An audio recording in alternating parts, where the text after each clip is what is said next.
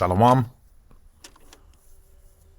giving all praises to our Heavenly Father, Yahweh Bahashem, Yahweh Shai, Bahashem Rakakwadash.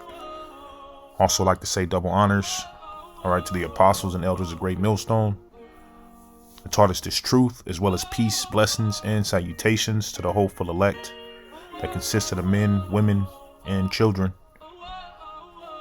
whom have been given this word, right, the sure word of prophecy, right, have come back to this wisdom, this knowledge and understanding, right, as the scriptures speak about us returning in these latter times, right.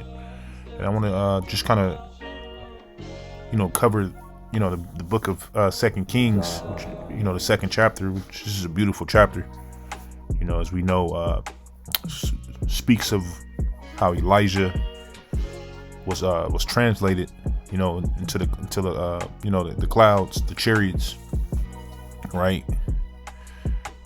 Him having a similar, really end in this kingdom, in this wicked kingdom, right? Being translated in a similar fashion as Enoch, right?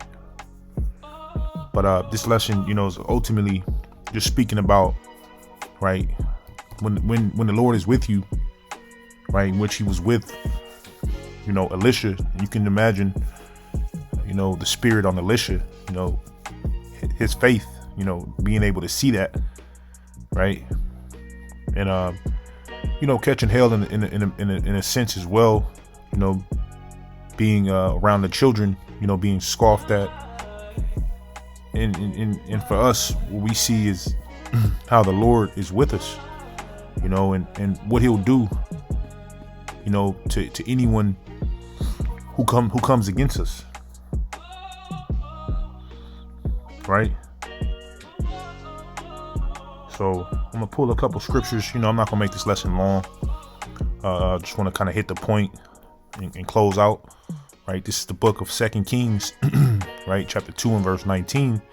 It says, "And the men of the city said unto Elisha, Behold, I pray thee, the situation of this city is pleasant, as my Lord seeth, but the water is not, and the ground barren. And he said, Bring me a new cruse and put salt therein. And they brought it to him. And he went forth unto the spring of the waters, and cast the salt in there, and said, Thus says Yahweh Ba'ashem Yahweh Shai, I have healed these waters. There shall not be from thence any more death of barren land. So the waters were healed unto this day, according to the saying of Elisha, which he spake," right? Showing how the Heavenly Father, right, was dealing with this man, right? Giving him power to heal, right? It says, and we'll see more power as I'm, going into. It says, "And he went up from thence unto Bethel, and as he was going up by the way, there came forth little children out of the city," right? These little demons, coming up into the prophets, thinking it's a game, right? "And mocked him, and said unto him, Go up, thou bald head, go up, thou bald head," right? And I've witnessed some kids, at a camp. I witnessed some kids scoffing, and in the midst of them scoffing, one fell off his bike in the middle of him scoffing. It was a scooter. He fell off his scooter and hit the pavement. So the Lord, right, is with us, man. It says, "And he turned back and looked on them, and cursed them in the name of Yahweh Ba'ashem Yahweh Shai. And there came forth 2 she-bears out of the woods," right? So we're gonna get what a she-bear is, for the sake of edification. And Lord willing, this lesson is edifying, right? So the Heavenly Father sent forth a bear, right, to destroy those children, right? So let's get back into it. It says, I'll read that again. "And he turned back and looked on them, and cursed them in the name of Yahweh Ba'ashem Yahweh Shai. And there came forth 2 she-bears out of the wood, and tear 42 children of them. And he went from thence," right? So they destroyed them, man. And we don't know how many exact children it was, but the Lord destroyed those children, man. Right? That's how much he was dealing with Elisha. It says, and tear 42 children of them. Oh, it was 42, Salaki. 42 children, man, were destroyed. It says, and he went from thence to Mount Carmel, and from thence he returned to Samaria. Right? In these times that we're in, he's going to be doing the same thing to these these children that are, wicked, right?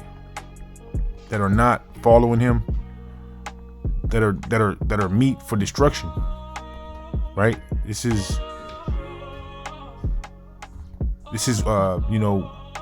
going to affect a lot of you wicked children that are raised by your wicked parents, right?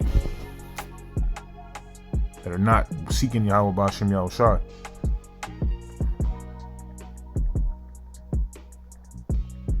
Right, so I'm gonna get one more precept, and we're gonna close out.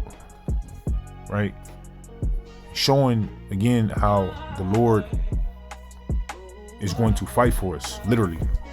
Right, he's going to fight any and everything that comes up against us. Right. And this is Yahushua speaking red letters in the book of Luke 17, right? It says, then he said unto the disciples, it is impossible but that offenses will come, but woe unto him through who they come, right? So it's going to be offenses. It's going to be scoffers. It's going to be people that are going to try to come up against us, but woe unto them that do. They're going to die, man. Especially our chief enemy, Esau, Edom, right? It says, it were better for him that a millstone were hanged about his neck and he cast into the sea than that he should offend one of these little ones. And Elisha was one of the little ones, right? He was one of the little ones. And it's been proven he was of the elect. It's been proven through that judgment, right? So we're going to go to the book of Second Esdras, the 9th chapter, and close out there, right? We're going to see a lot of this, all these wicked children, because there's many are going to be destroyed, man. They're going to die grievous deaths, right? This is the book of Second Esdras, chapter 9 and verse 22. It says, let the multitude, right? It's going to be a lot of people. Let the multitude perish, then which was born in vain, and let my grape be kept in my plant, for with great labor have I made it perfect. So the Lord is going to kill off a lot of you that were born in vain, right? That are born just to be destroyed. It says, in my plant, for with great labor have I made it perfect. He's going to protect, right, the elect. He's going to protect the remnant, right? So I'm gonna close out on that. And Lord willing, this lesson was edifying.